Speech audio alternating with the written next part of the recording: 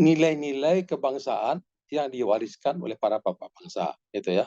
Nah, kemudian nilai-nilai kebangsaan itu kita sosialisasikan kepada generasi penerus, yaitu generasi muda, dengan harapan terbentuknya calon-calon pemimpin bangsa yang berkarakter mulia, gitu ya, yang profesional dalam rangka meneruskan negara ini menjadi negara yang bermartabat, adil dan sejahtera. Itu cita-citanya begitu, Pak. Karena begini, eh, kita melihat bahwa karakter mulia itu banyak dimiliki oleh para bapak bangsa kita. Artinya misalnya Bung Hatta ya, jujur, disiplin, kerja keras, santun, sederhana, dan berbagai lain. Saya Bambang Sadono di kanal Inspirasi untuk Bangsa. Saat ini saya sudah bersama dengan salah seorang alumni Fakultas IPA. Kakak-kakak kelas itu memang menginspirasinya dengan di pusat.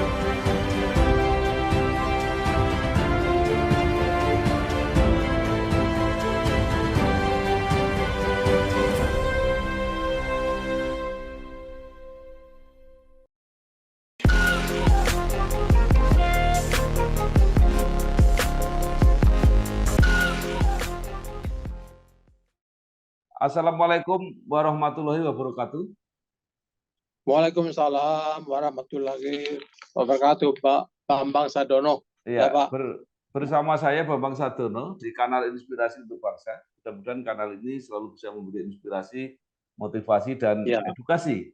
Kami sedang mempersiapkan beberapa video wawancara bekerja sama dengan Fakultas MIPA UGM untuk membuat serial video para alumni yang merupakan kebanggaan FMIPA UGM. Menurut rencana, wawancara ini juga akan kami bukukan. Dan saat ini saya sudah bersama dengan salah seorang alumni Fakultas MIPA UGM, alumni senior, yaitu dengan Profesor Dr. Maizar Rahman. Beliau pengalamannya banyak, tapi saat ini adalah Ketua Umum Yayasan Proklamator Bung Hatta. Apa kabar, Prof? Ya. Alhamdulillah baik, Pak Bambang Sadono. Terima kasih. Ya. Prof. Dr. Maizar Rahman ini lahir di Bukit Tinggi 8 Mei tahun 1948. Oh, luar biasa. Ya. Nah, beliau sudah menyelesaikan pendidikan sarjana jurusan kimia FMIPA UGM pada tahun 1974. Kemudian melanjutkan di Institut Perminyakan Prancis dan mendapat gelar Doktor Engineer Chemical Engineering in Petroleum Science tahun 1983. Pernah menjadi Kepala Pusat Penelitian dan Pengembangan Teknologi Minyak dan Gas Bumi yang sangat dikenal dengan Lembigas. Pernah menjadi Presiden Komisaris PT Chandra Asri Petrochemical, pernah menjadi Komisaris PT El Nusa, pernah menjadi Komisaris PT Pertamina Persero, dan juga pernah menjadi Gubernur OPEC Indonesia, dan saat ini menjadi Ketua Umum Yayasan Proklamator Bung Hatta. Luar biasa. Prof, mungkin bisa diawali, bisa cerita bagaimana awal mulanya punya keinginan untuk masuk Fakultas MIPA. Mungkin dulu Fakultas IPA, FIPA, ya, UGM, dan memilih jurusan kimia. FIPA ya. Ya, jadi baik Pak, Pak Bambang Sadono. Assalamualaikum warahmatullahi wabarakatuh. Ya.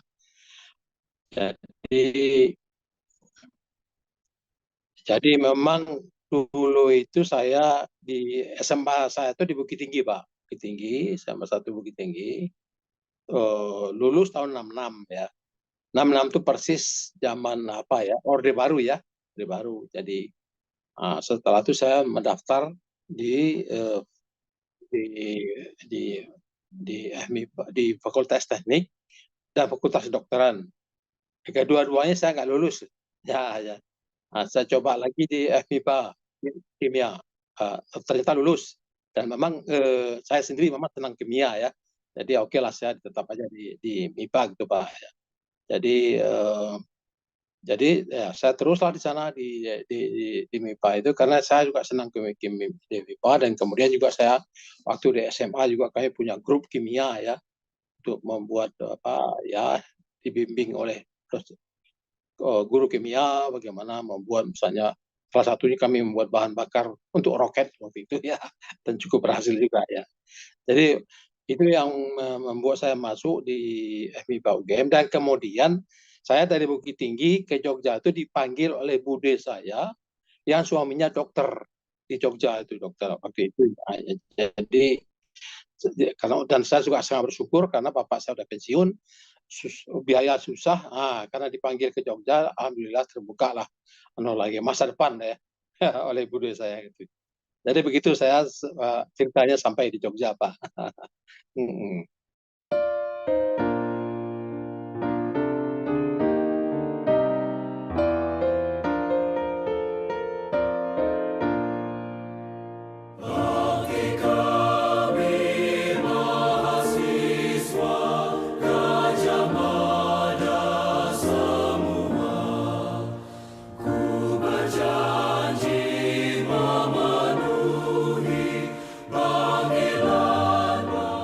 Ya. Jadi pada waktu masuk itu apa yang dibayangkan, Bob? Kalau masuk kimia BIPA itu ke depan kira-kira apa profesi yang dibayangkan? Ya, jadi waktu itu ya belum banyak bayangannya saya terima di MIPA ya. Tapi kemudian mengetahui juga sedikit bahwa kimia itu lebih banyak kepada tugas-tugas di laboratorium industri ya, atau di lembaga-lembaga penelitian itu. Jadi ya oke saja lah ya. Saya juga mencoba menekuni untuk di bidang kimia tersebut. Itu yang membuat saya terus mencoba. Ya, lulus secepat mungkin. Setelah itu apa, Prof? Kan akhirnya menjadi profesor, jadi mungkin mengajar dulu gitu. Ya, jadi mungkin ini sedikit cerita tentang perjalanan ya kimia 6 tahun ya.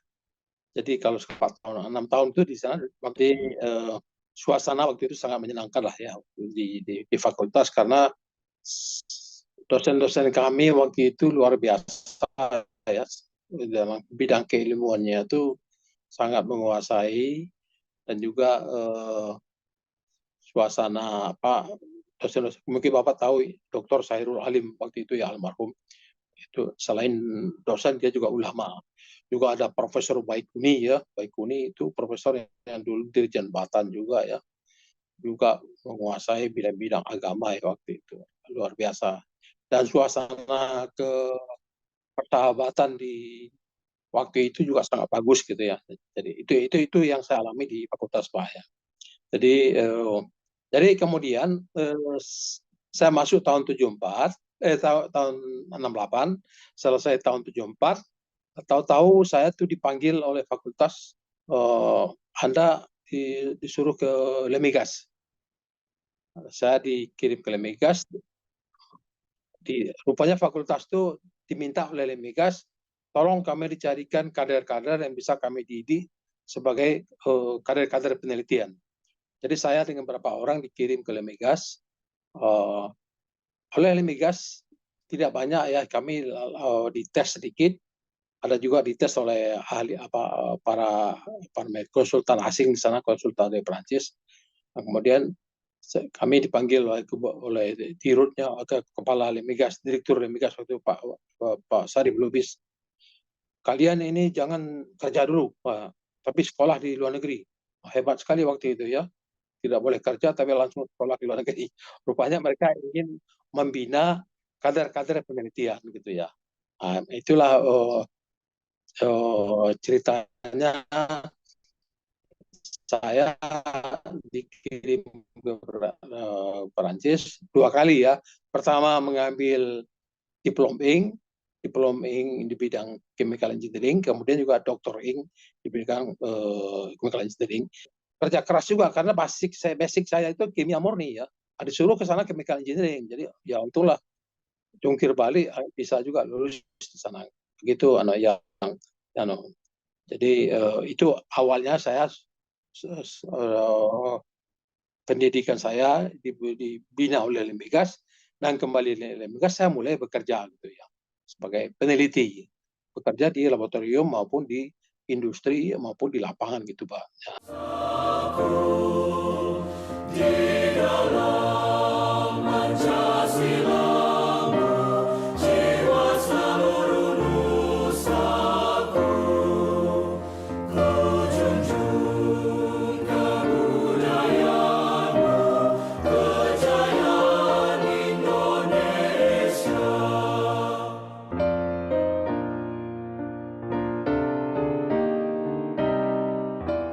Ya, jadi kemudian saya bekerja di Lemmigas itu 26 tahun, Pak.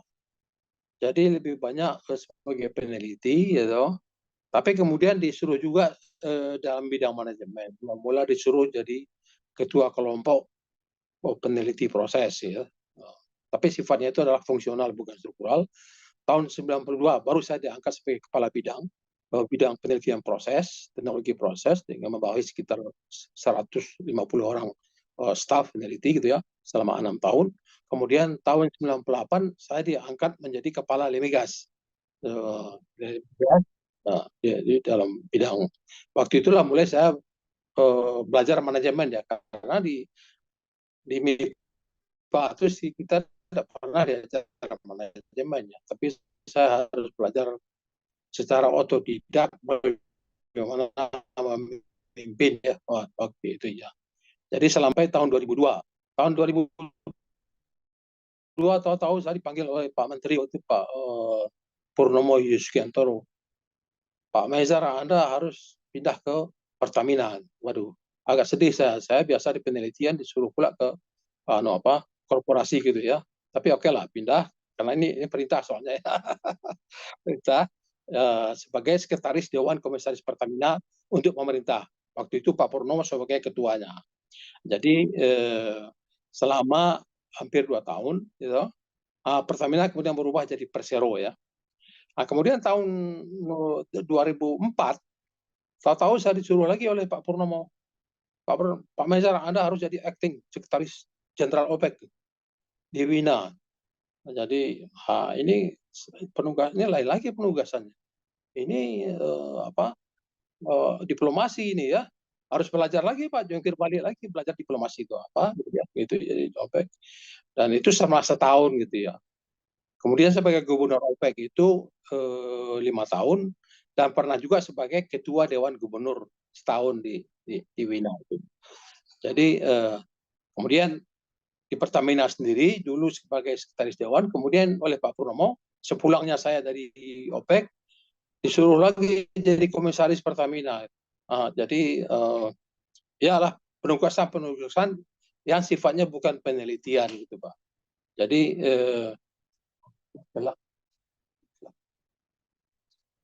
sifatnya bukan penelitian gitu ya.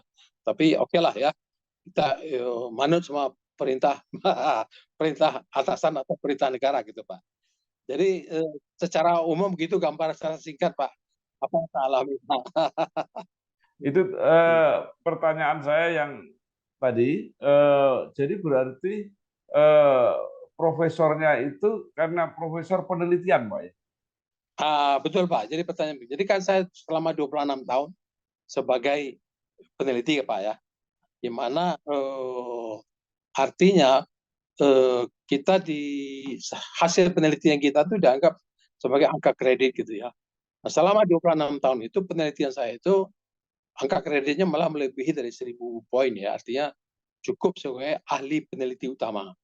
Jadi saya kemudian dikukuhkan sebagai ahli peneliti utama tahun 2006 ya, 2006. Tapi kemudian juga tahun 2006 itu pemerintah membentuk namanya profesor research. Jadi seluruh ahli peneliti utama yang mempunyai pendidikan doktor itu bisa menjadi profesor riset. Jadi saya dikukuhkan juga waktu itu menjadi profesor riset. Dan sebagai profesor riset itu juga mempunyai kewajiban kewajiban nomor 2 mengajar, Pak. Jadi saya mengajar juga di beberapa universitas, di Institut Teknologi Indonesia, di mana lagi itu di Universitas Pertahanan, ya. Ada lagi beberapa universitas lain di mana saya diminta sebagai dosen tamu dan mengajar. Jadi itu penugasan, Pak. Sebagai profesor riset harus juga mengajar. Makanya sampai sekarang saya juga masih sering mengajar di perguruan tinggi itu.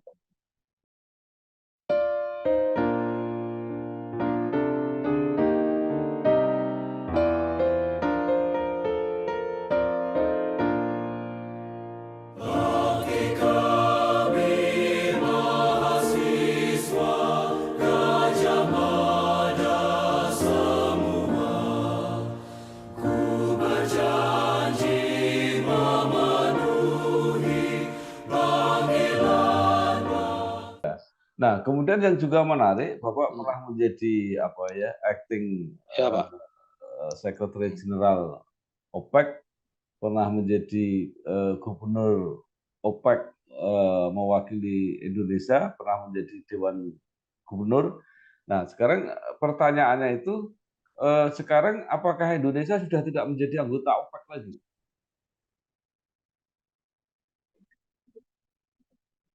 Nah, jadi begini, Indonesia itu sebetulnya anggota tertua dari OPEC juga, ya, walaupun bukan pendiri, ya, tapi dianggap sebagai pendiri karena perannya Indonesia terhadap OPEC itu sangat sangat besar, apalagi di zaman Pak Profesor Subroto waktu itu, ya. Nah, waktu itu kita memang sejak tahun 70 itu kita tuh kan eksporter minyak, Pak. Produksi kita minyak kita meningkat besar sampai 1,6 juta barel per hari, ya. Kemudian mulai tahun 90 menurun, ya, terus menurun, tetapi di lain pihak konsumsi minyak kita meningkat dan meningkat gitu, ya, sehingga tahun 2004 kita tidak lagi eksportir, kita sudah importir minyak, sehingga akhirnya pada tahun 2008 Indonesia memutuskan untuk sementara membekukan dirinya di OPEC. Jadi bukan keluar dari OPEC, tapi membekukan. Dengan pengertian kalau nanti sudah eksportir lagi, ya diterima langsung begitu, Pak. Jadi begitu sejarahnya, karena kita sudah import. Jadi kalau Ya, Pak. begitu, Prof. Meisar ini gubernur terakhir OPEC dari Indonesia gitu, Prof? Ya, sebetulnya iya, tapi kemudian tahun 98 kita keluar, kemudian pada tahun maaf, tahun 2008 kita keluar, kemudian waktu di menteri yang lain Pak Sudirman Said mungkin tahun 2012 atau 2000 itu masuk lagi ke OPEC, ya, walaupun kita sudah importir, tapi hanya berlaku setahun, ya. Mungkin karena apa? Karena OPEC itu selain bekerja sama di bidang ekspor, tapi juga mempunyai hubungan-hubungan emosional sebagai anggota gitu, ya. Sehingga kita kalau misalnya kekurangan minyak dengan mudah, ya, dengan ngomong 1 menit 2 menit pada para menteri langsung dikabulkan. Pernah dulu cuman ada yang membangun kilang di Banten terus minta minyak 300.000 barel per hari, saya langsung bawa dia ke beliau tuh, ke Menteri Iran Mr. Jangkane, minta oke, saya kasih 300.000 barel.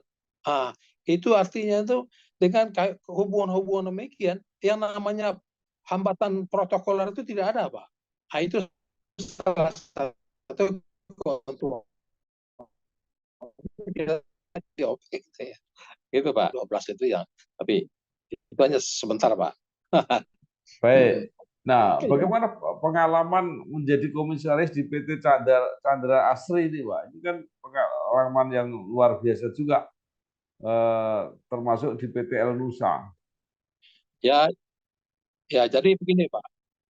Ya, Pak, jadi begini, di Chandra Asri itu waktu saya masih sebagai sekretaris dewan di Pertamina, Tahu-tahu saya tanpa babu langsung diperintahkan Anda menjadi Preskom Chandra Asri ditunjuk oleh Pak Menteri waktu itu. Saya heran, Pak, ini kan swasta, saya bilang, Pak. Kan nanti dengan Pertamina nanti apa namanya itu konflik of interest, saya bilang. Tapi akhirnya saya tahu waktu itu Pak Kepala BPPN ya, saya lupa nama sampai itu, mengatakan Chandra Asri itu sekarang di bawah pemerintah karena dia punya utang, kata Pak. Jadi untuk itu Preskomnya harus dari pemerintah. Anda ditunjuk oleh Pak Purnomo sebagai Preskom. Oh begitu Pak, ya. Makanya saya di sana jadi Preskom Chandra Asri selama 5 tahun. Sampai pada akhirnya setelah 5 tahun Chandra Asri itu berhasil membayar utangnya gitu Pak. Dan setelah itu saya sudah selesai sebagai Preskom Chandra Asri. Tapi masih dipinta sebagai advisor. Sorry. Ya, oke lah sebilang. Itu Pak ceritanya.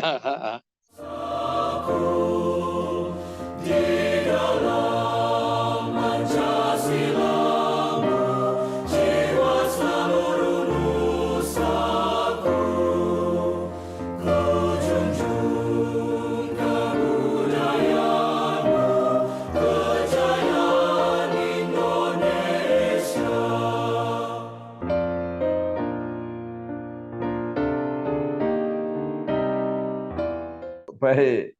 Nah, kemudian aktif di Yayasan Proklamator Bung Hatta. Ini kegiatannya apa sekarang, Bro?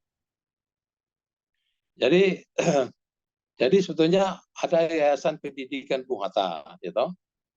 Itu di Padang membina Universitas Bung Hatta.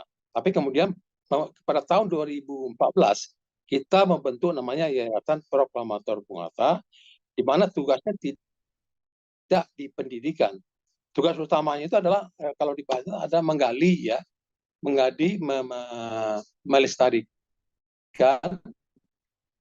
dan mensosialisasikan nilai-nilai kebangsaan yang diwariskan oleh para bapak bangsa, gitu ya. Kemudian nilai-nilai kebangsaan itu kita sosialisasikan kepada generasi penerus, yaitu generasi muda, dengan harapan terbentuknya calon-calon pemimpin bangsa yang berkarakter mulia, gitu ya, yang profesional dalam rangka meneruskan negara ini menjadi negara yang bermartabat, adil dan sejahtera. Itu cita-citanya begitu Pak. Karena begini, kita melihat bahwa karakter mulia itu banyak dimiliki oleh para bapak bangsa kita. Artinya misalnya Bung Hatta ya, jujur, disiplin, kerja keras, santun, sederhana, dan berbagai lain. Ada 18 karakter, saya lupa Pak ya, yang bagus-bagus. Dan juga ada Agus Salim, ada lagi para pemimpin lain seperti Bung Karno dan sebagainya. Banyak karakter-karakter mulia yang dimiliki mereka itu. Kita ingin menggali itu, melestarikannya dan mensosialisasikannya kepada generasi muda gitu ya. Jadi ya demi tegaknya bangsa ini ke depan. Jadi ini cita-citanya mungkin agak apa namanya agak terlalu tinggi ya, tapi itulah Pak. Ada gagasan Bung Hatta yang sangat terkenal itu mengenai koperasi dan itu sesuai dengan Undang-Undang Dasar 1945. Tapi kan sampai saat ini banyak yang kecewa bahwa ekonomi koperasi ini belum sepenuhnya dilaksanakan di Indonesia. Nah, menurut sebagai ketua Yayasan Proklamator Bung Hatta ini seperti apa? Jadi memang sebetulnya kalau menurut Undang-Undang Dasar 45 itu ada yang namanya ekonomi demokrasi politik, ada demokrasi ekonomi yang tujuan itu adalah ekonomi kerakyatan. Ekonomi kerakyatan itu adalah koperasi. Jadi sangat berlawanan dengan ekonomi namanya ekonomi liberal gitu ya. Nah, itu yang ingin dicita-citakan. Tetapi kalau kita lihat sekarang ini ada hampir lebih dari 100.000 koperasi di Indonesia, tapi sampai sekarang itu nggak besar-besar, kecil-kecil terus. Ya, bagaimana membuat koperasi kecil itu menjadi koperasi yang bertaraf unicorn lah ya, itu Pak ya, yang besar-besar. Jadi itu salah satu pemikiran kita, dan kita ingin berbicara juga dengan beberapa anggota-anggota legislatif, bagaimana supaya dibangkitkan kembali bagaimana demokrasi ekonomi sebagai sebagai permintaan dari Undang-Undang Dasar 45 itu bisa betul-betul dilaksanakan, begitu Pak rencana kita. Terutama Undang-Undang Dasar 45 pasal 33 Pak, ayat 1 dan 2 dan 3 gitu ya. Jadi memang kami prihatin Pak, koperasi itu belum besar di Indonesia ini, dan kami ingin juga itu, kami sudah melakukan beberapa seminar ya, beberapa fokus group discussion mengenai koperasi ini ya. Tapi harapan kami itu dimulai betul dari yang paling tinggi gitu ya, bukan kita dari bawah ini.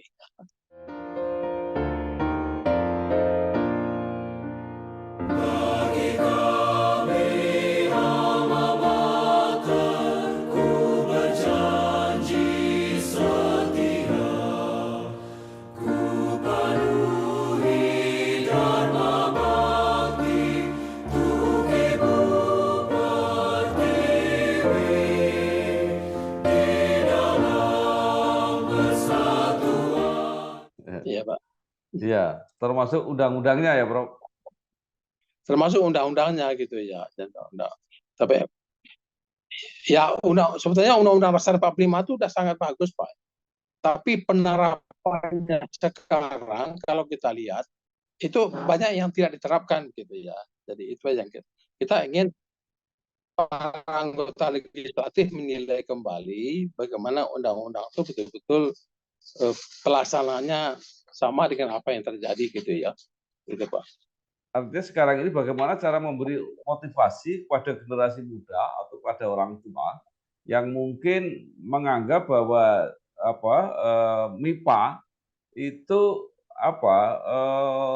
tidak tidak cepat untuk mendapat pekerjaan gitu. Artinya karena dianggap itu ilmu-ilmu dasar sehingga tidak sesuai dengan kebutuhan di lapangan. Jadi kalau saya lihat alumni MIPA yang generasi saya, semuanya mendapat tempat yang bagus lah di industri Pak. Jadi sekarang ini mungkin ya ketersediaan tempat untuk lulusan itu tidak sesuai dengan perkembangan industri gitu Pak. Itu saja. Jadi sebetulnya industrinya lah yang harus betul-betul dikembangkan pemerintah sebanyak mungkin sehingga bisa menampung ini para alumni ini gitu Pak. Saya banyak tuh dari saudara-saudara anak-anak dari ponakan-ponakan segala macam itu anaknya dari MIPA sampai sekarang masih nganggur gitu ya. Ada yang jurusan fisika, ada yang kimia gitu. Jadi memprihatinkan ya. Artinya ketersediaan tempat di industri itu sebetulnya yang kurang gitu ya. Nah, mungkin ya bagaimana juga kalau bisa si mahasiswa lulusan itu bisa juga sekarang tidak melihat itu mereka diajar kuliah tambahan misalnya mengenai manajemen dan sebagainya gitu ya. Saya tidak melihat waktu itu. Sehingga waktu saya dalam karir saya yang namanya manajemen itu saya belajar sendiri, saya dari buku-buku dan sebagainya, kemudian baru diterapkan di dalam praktek gitu ya. Jadi dulu itu buta soal manajemen itu Pak. Jadi ya.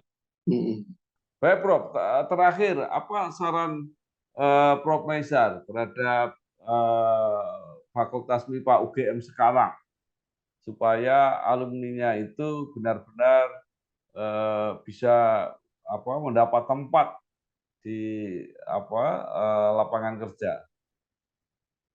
Ya, jadi memang mungkin juga nih fakultas itu harus lebih banyak berhubungan dengan industri gitu ya, bekerja sama dengan industri sehingga dapat melakukan semacam pendataan ya, peluang-peluang untuk para lulusan ya untuk bekerja, dan juga si alumni, si mahasiswa yang baru lulus itu juga sudah dibekali juga ya di samping ilmu murni yang saya bilang tadi, pengetahuan-pengetahuan yang sifatnya seperti manajemen dan sebagainya, ya, sehingga dan teknik-teknik berkomunikasi dan sebagainya, sehingga di dalam seleksi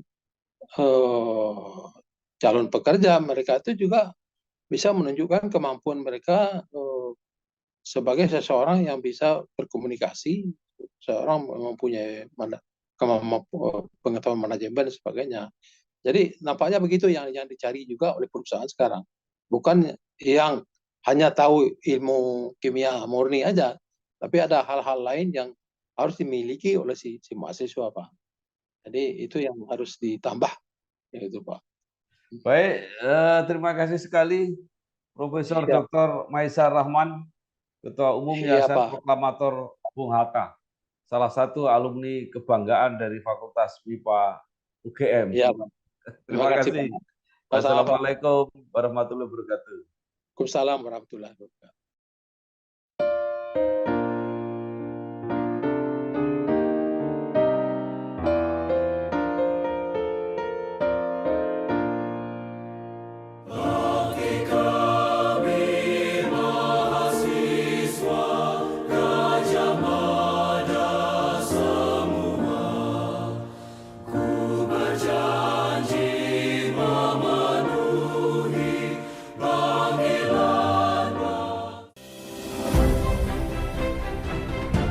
Saya Bambang Sadono di kanal Inspirasi untuk Bangsa.